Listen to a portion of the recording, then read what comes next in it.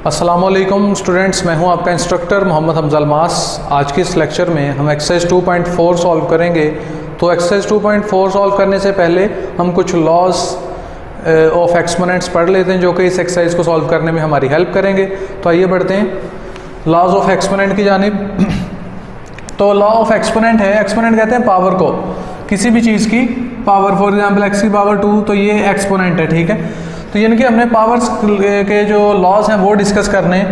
तो उसने कहा कि अगर दो वेरिएबल सेम हो, मसलन ये भी ए है ये भी ए है, अगर ये दोनों सेम हैं तो अगर आप आपस में मल्टीप्लाई होंगे तो पावर्स क्या हो जाएंगी, प्लस होंगी। फॉर एग्जांपल इसके मुताबिक कि अगर आपके पास फॉर एग्जांपल एक 2 की पावर 3 है, दूसरी वैल्यू 2 की पावर 4 है, तो जब आप इनको मल्टीप्लाई करेंगे तो ये सेम वैल्यूज़ हैं। तो जब बेस सेम होगी मल्टीप्लाई करेंगे तो पावर्स क्या हो जाएंगी, प्लस हो जाएंगी। तो आंसर आ जाएगा 2 की पावर 7। तो एक तो लॉ ये है कि अगर बेसिस सेम है, ये भी 2 है ये भी 2 है, तो पावर्स क्या हो जाती हैं, ऐड हो जाती हैं। नेक्स्ट की एग्जांपल लेते हैं। फॉर एग्जांपल अगर इस तरह से पावर a की पावर m है और बाहर भी पावर n है, तो ये पावर्स आपस में डायरेक्ट मल्टीप्लाई कर जाती हैं, यानी कि m डायरेक्ट मल्टीप्लाई हो जाएगा n से। तो इसकी एग्जांपल क्या होगी, फॉर एग्जांपल अगर आपके पास एक 2 है, उसकी पावर 3 है और बाहर 2 है, तो ये पावर डायरेक्ट इससे मल्टीप्लाई हो जाएगी, तो ये 2 की पावर 6 हो जाएगा। इसकी एक और एग्जांपल लेते हैं। फॉर एग्जांपल a है, उसकी पावर 2 है और बाहर उसकी पावर 4 है, तो ये पावर डायरेक्ट मल्टीप्लाई हो जाएगी, तो ये आंसर आ जाएगा a की पावर 8, ठीक है। तो इस तरह से यानी कि पावर्स अगर ब्रैकेट के अंदर पावर है और ब्रैकेट के बाहर भी पावर है, तो ये पावर आपस में डायरेक्ट मल्टीप्लाई हो जाती हैं। नेक्स्ट है a b और होल पावर n। तो ये n जो है ना वो इसकी पावर भी है इसकी पावर भी है, तो आप इसको अलग अलग भी लिख सकते हैं। फॉर एग्जांपल एक हमारे पास वेरिएबल है 2 मल्टीप्लाई 3, दो वैल्यूज़ हैं और उनकी पावर्स हैं जी 1/2, उसकी पावर है 1/2। तो ये 1/2 पावर इसकी भी है और इसकी भी है, तो आप इसको अलग अलग भी लिख सकते हैं। 2 की पावर भी 1/2 है और 3 की पावर भी 1/2 है।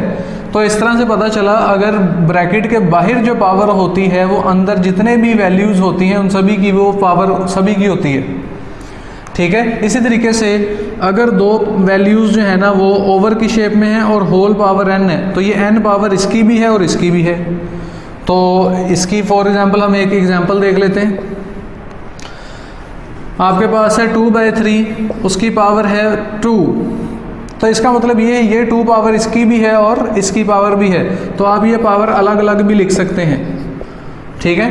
नेक्स्ट है लॉ नंबर 5, कहता है कि अगर पावर्स जो है ना वो दो वैल्यू सेम हो, मसलन ये भी बेस इसकी भी सेम है और ये भी सेम है, तो आप जब इसको ऊपर लेके जाएंगे तो ये पावर इसमें से माइनस हो जाएगी, यानी कि ये n ऊपर जाकर क्या हो जाएगा, -m-n आ जाएगा। इसकी एक एग्जांपल देखते हैं।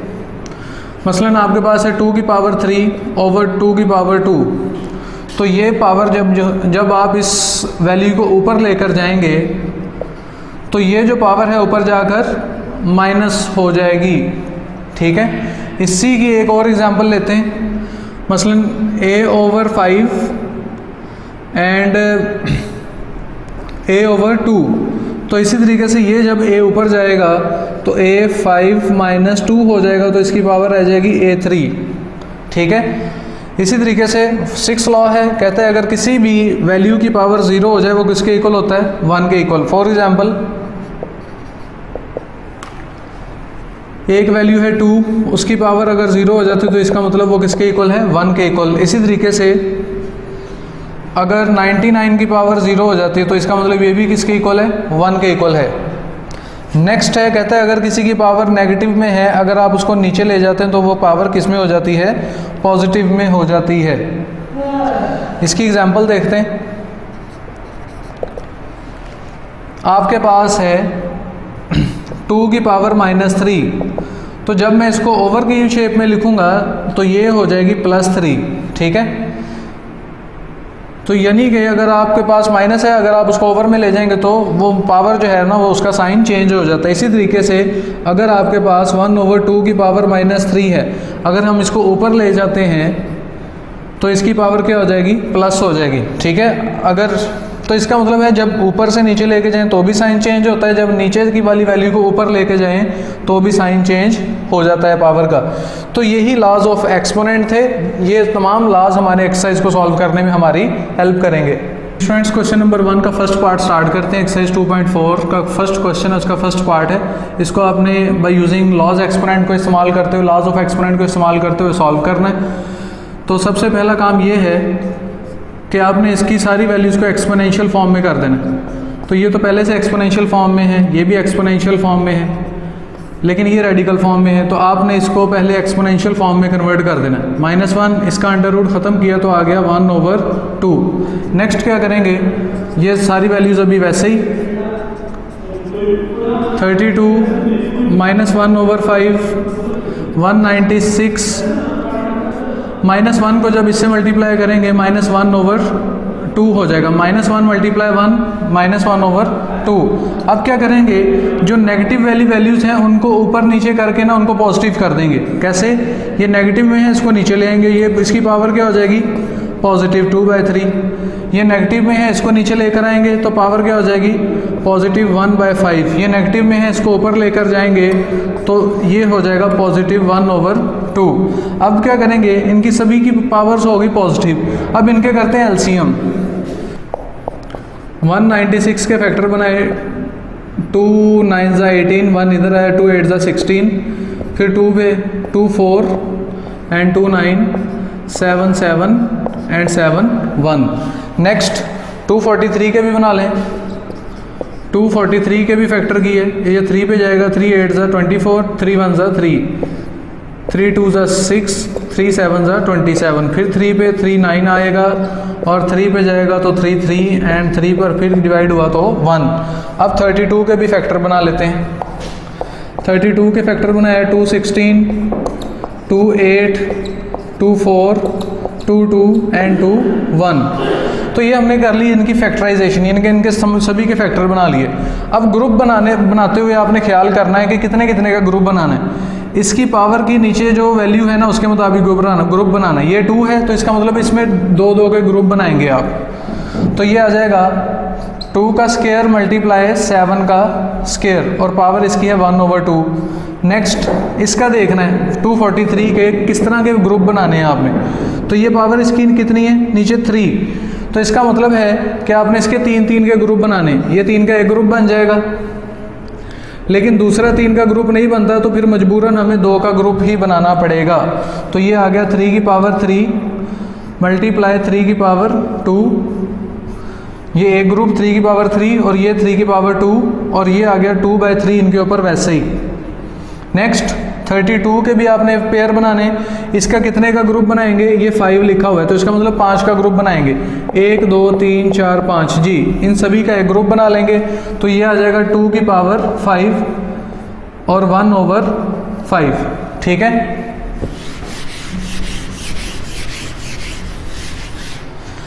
अब क्या करेंगे, ये जो पावर्स है वो सब की है, जो ब्रैकेट के अंदर जितनी भी वैल्यूज़ हैं ये पावर उन सभी की है। तो ये पावर इन सभी को दे देंगे। 2 की पावर 2 मल्टीप्लाई 1/2 मल्टीप्लाई 7 की पावर 2 मल्टीप्लाई 1/2। इसी तरीके से ये जो 2/3 है ये दोनों की पावर है, इन दोनों को असाइन कर देते हैं। 3 की पावर 3 मल्टीप्लाई 2/3 मल्टीप्लाई 3 की पावर 2 मल्टीप्लाई 2/3। तो ये जो 2/3 था दोनों को पावर, इसकी अपनी पावर जो है ना वो दोनों को दे दी है 2/3। इसी तरीके से 2 की पावर 5 इससे भी मल्टीप्लाई हो रही तो इसको डायरेक्ट मल्टीप्लाई कर देंगे। 2 की पावर 5 मल्टीप्लाई 1/5। ये इससे कैंसिल, ये इससे कैंसिल, ये 3 3 से कैंसिल और ये 5 से कैंसिल। तो ये आ गया 2 मल्टीप्लाई 7/3 की पावर 2 मल्टीप्लाई, ये कैंसिल नहीं होता तो ये 2 इससे मल्टीप्लाई हो जाएगा 3 की पावर 4/3। नेक्स्ट यहाँ पे आ गया ओनली 2, तो ये 2 इससे कैंसिल हो गया तो आंसर आया 7/3 2 मल्टीप्लाई 3 की पावर 4/3। ये रह गया हमारे पास। हम जानते हैं कि जब सेम जो बेस वाली वैल्यूज़ आपस में मल्टीप्लाई होती हैं तो पावर क्या हो जाती हैं, ऐड हो जाती हैं। 7/3 2 + 4/3, तो ये दोनों पावर्स क्या हो गई, ऐड हो गई। अब आपने इसका जो है ना वो एलसीएम कर लेना इतने हिस्से का। 2 + 4/3 का एलसीएम किया, इसका एलसीएम किया तो 3 आएगा। 3 डायरेक्ट 2 से मल्टीप्लाई होगा 6, 3 से कैंसिल, 1 आएगा, 1 को ऊपर मल्टीप्लाई करेंगे तो 4, तो ये आ गया 10/3। तो 2 + 4/3 को हमने इन द फॉर्म ऑफ इसको सॉल्व करके 10/3 लिख दिया। ठीक है, नेक्स्ट आप क्या करेंगे, आपको पता है 7/3 की पावर 10 मल्टीप्लाई 1/3, 7/3 की पावर 10, ये जो 1/3 है आप इसको इस तरह से लिख सकते हैं। ठीक है, in the form of radical. तो यहाँ तक भी स्टूडेंट्स आप आंसर इसका राइट कर सकते हैं, लेकिन जो है ना इसको मज़ीद अगर आप चाहते हैं कि बिल्कुल आपका आंसर बुक से मैच करे, इसको थोड़ा फिर से सॉल्व कर लें। 7/√3, तो ये जो 3 की पावर 10 है आप इसको अलग अलग कर लें। 3 × 3 की पावर 3 × 3 की पावर 3 × 3 की पावर 1। तो जिसकी पावर 3, अब ये देखें इनको प्लस करेंगे तो दोबारा से क्या बन जाएगा, 10 बन जाएगा। 1 3 3 3, इनको प्लस करेंगे तो क्या बन जाएगा 10, यानी कि हमने 3 की पावर 10 को अलग अलग करके लिख लिया। तो जिसकी पावर 3 है ना उसका तो अंडर रूट कैंसिल हो जाएगा। 7/, तो इन तीनों, ये तीनों जो है ना वो अंडर रूट से बाहर आ जाएंगी।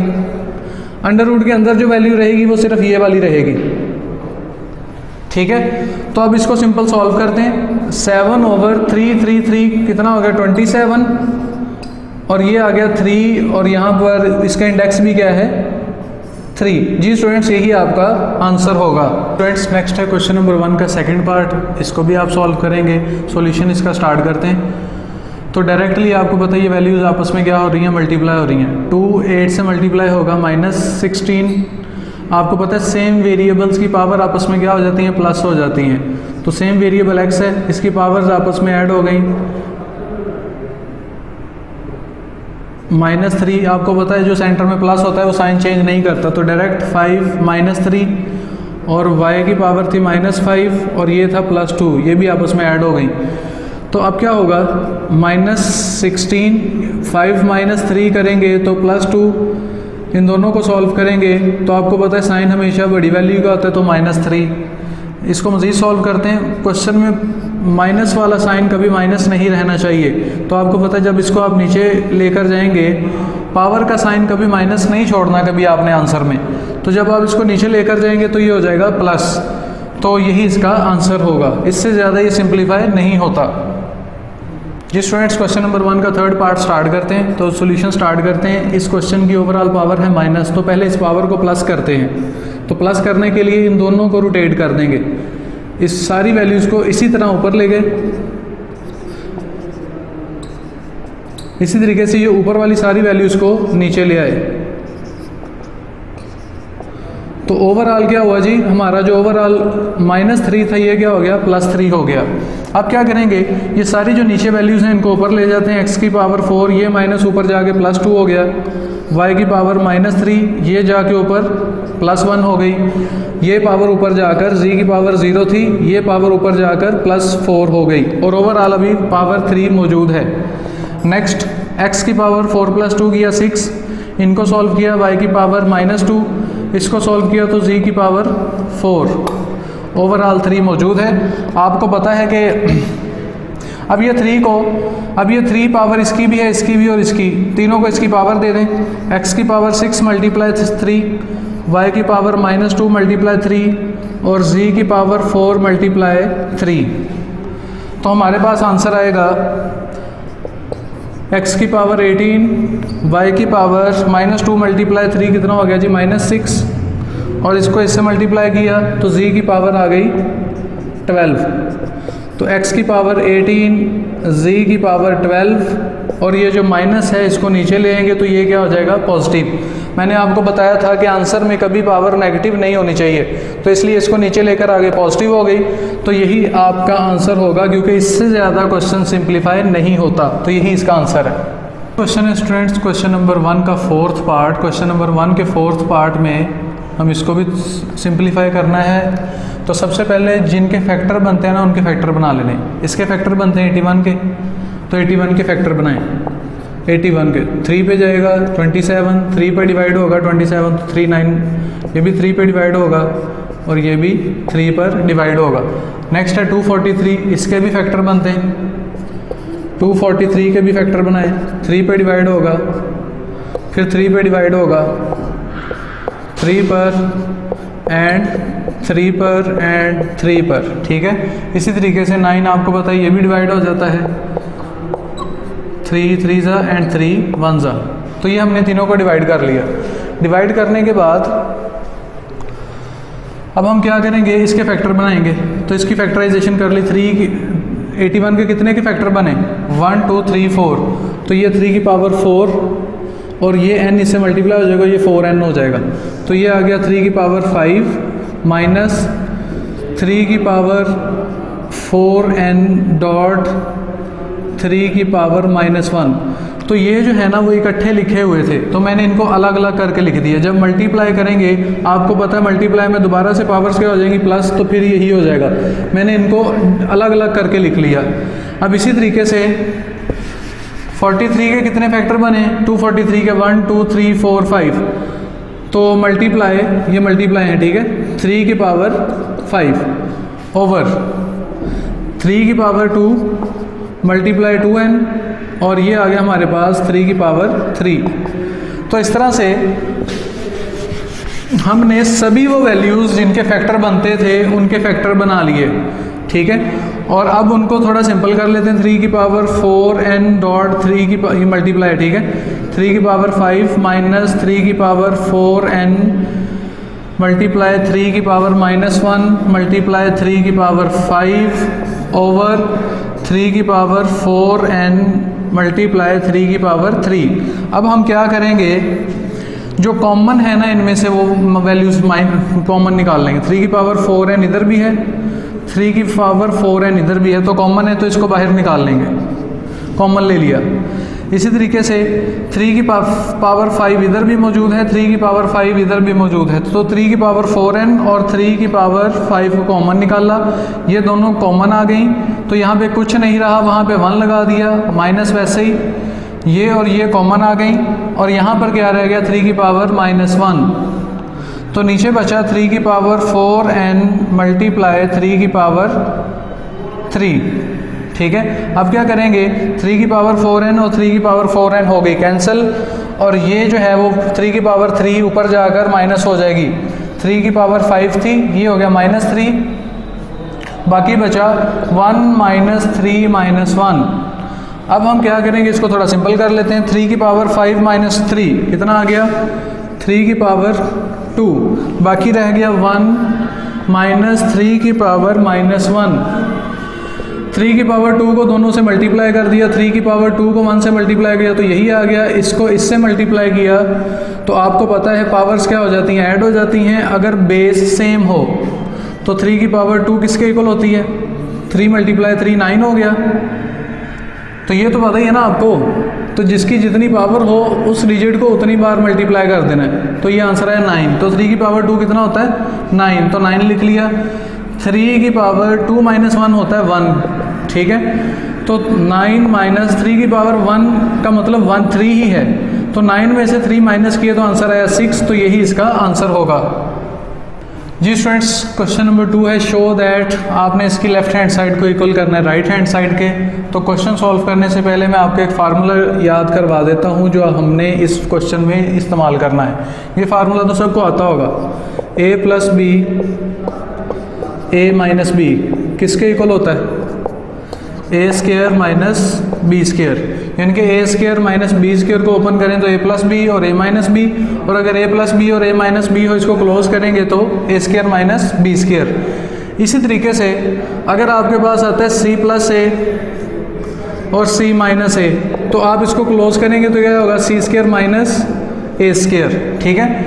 तो जब भी दो वैल्यूज़ एक बार प्लस में आ रही हो एक बार माइनस में आ रही हो तो आपने आसान क्या करना है, पहली का भी स्क्वायर कर देना है, दूसरी का भी स्क्वायर कर देना है, सेंटर में क्या लगाना है, माइनस, तो फार्मूला हो जाता है क्लोज। एक और एग्जांपल देता हूँ। फॉर एग्जांपल आपके पास है b + a b - a, तो इसको क्लोज करने का मेथड क्या है, पहली वैल्यू का भी स्क्वायर कर दें, दूसरी वैल्यू का भी स्क्वायर कर दें, सेंटर में लगा दें माइनस, तो इस तरह से ये फार्मूला हो जाएगा क्लोज। ठीक है, तो यानी कि हम ये वाला में फार्मूला इस्तेमाल कर रहे हैं। इस क्वेश्चन में कौन सा फार्मूला यूज होगा, A square minus B square equal to A plus B और ए माइनस बी। तो आइए बढ़ते हैं क्वेश्चन की जानिब। क्वेश्चन की जानिब बढ़ते हैं। तो एक्स ए आपको पता है जब सेम वेरिएबल्स हों तो पावर ऊपर जाके क्या हो जाती है, साइन चेंज कर लेती है। तो ये प्लस था, ऊपर जाके माइनस हो गया, तो ए प्लस बी। इसी तरीके से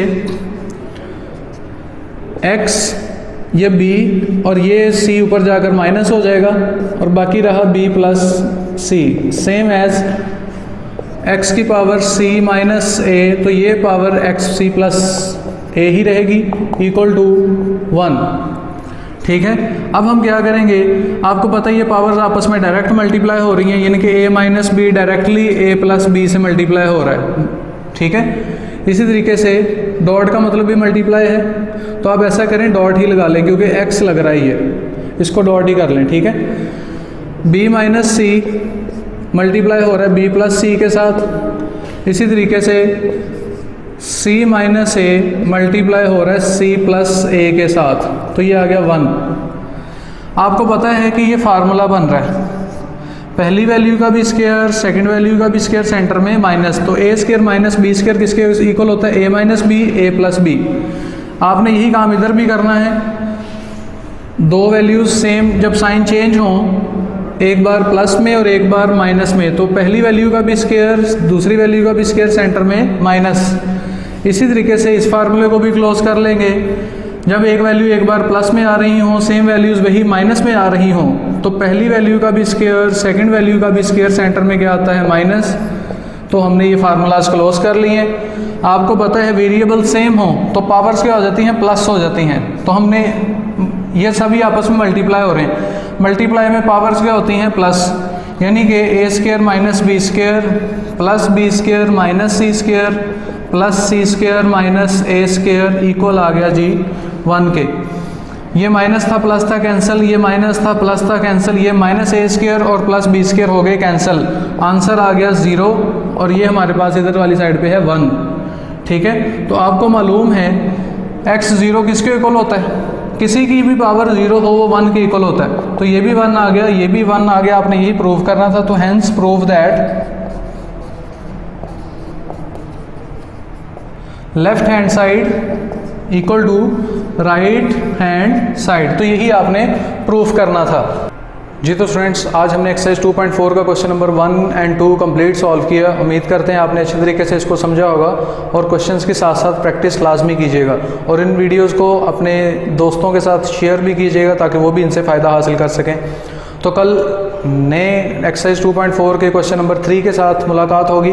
तब तक के लिए अपने होस्ट मोहम्मद हमजा अलमास को दें इजाज़त। अल्लाह हाफिज़।